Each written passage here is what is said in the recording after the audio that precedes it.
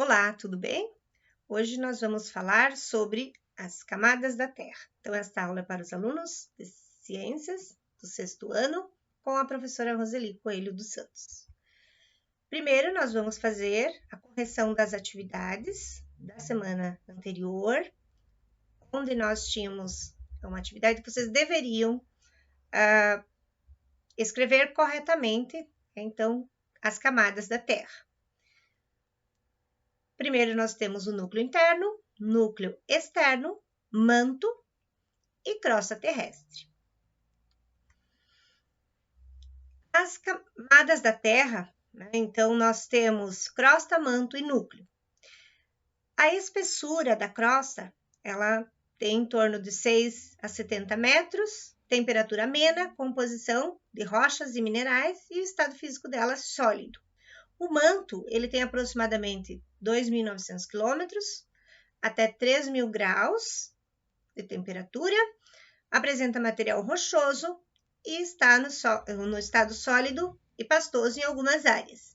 E já o núcleo, ele tem aproximadamente 3.500 quilômetros de raio, a sua temperatura é até 6.000 graus e é composto de metais, essencialmente ferro e níquel. Então, a sua constituição, estado líquido, no núcleo externo é sólido e no interno,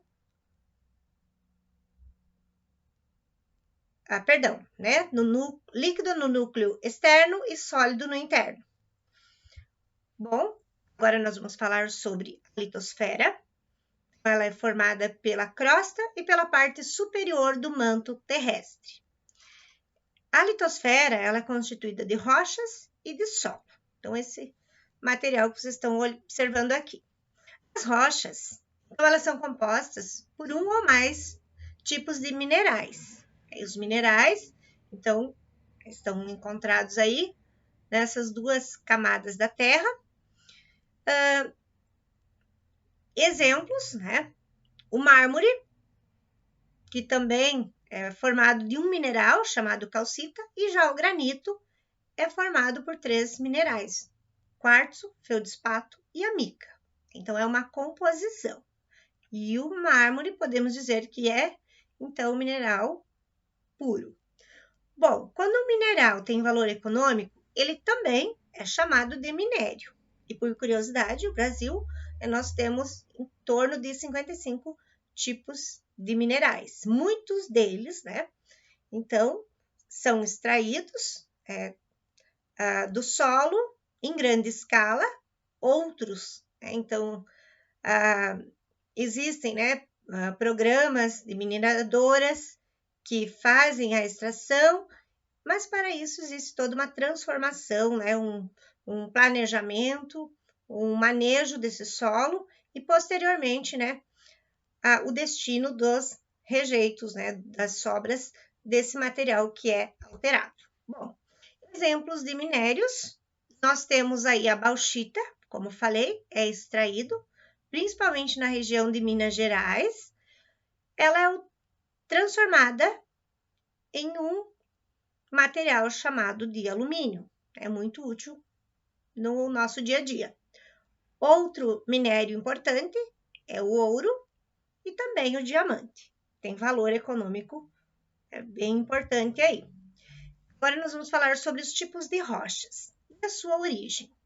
As rochas são classificadas em 3 grupos, chamadas de magmáticas ou também de ígneas, se formam a partir da solidificação do magma. Então, o magma é o material que tem um calor muito grande, e ele é proveniente aí da atividade vulcânica.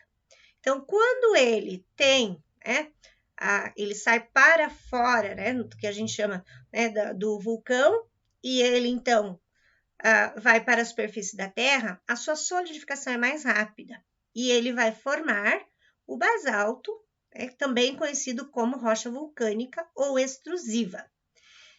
Já a solidificação que ocorre no interior, então o magma que fica preso e ele não sai, ele fica no interior da crosta, ele vai ter uma solidificação mais lenta e vai formar, por exemplo, o granito, que é uma rocha plutônica ou intrusiva. Intrusiva dentro, né? Extrusiva fora.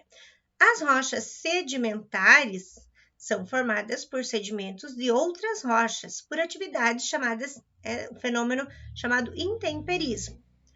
Bom, quais são, né, os fatores aí? A chuva, o vento, as variações na temperatura. Um exemplo de rochas sedimentares são os arenitos. Então, eles formam camadas justamente por essa deposição dos sedimentos. E as rochas metamórficas, elas se originam a partir da transformação de outras rochas. Então, nesse processo, pode haver, então, um aquecimento, né?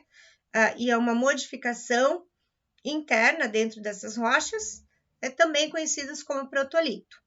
Exemplos, o mármore, a ardósia, o quartzito e o gneiss. O gneiss, como vocês estão observando ali, é típico o pão de açúcar no Rio de Janeiro. Por exemplo, o quartzito, então, é uma rocha metamórfica que ele é proveniente do arenito, uma rocha sedimentar. Então, possivelmente, né, essa rocha sedimentar também já tenha sido formado anteriormente de uma rocha magmática. Então, são as transformações que acontecem aí na constituição das rochas. Bom, então, era isso. Acredito que vocês tenham compreendido aí a origem das rochas e a sua denominação e classificação, e também a importância, né, desse material utilizado como minério, como minerais, né, e que são usados também no nosso dia a dia, a exemplo do alumínio e do ouro. Até a próxima aula.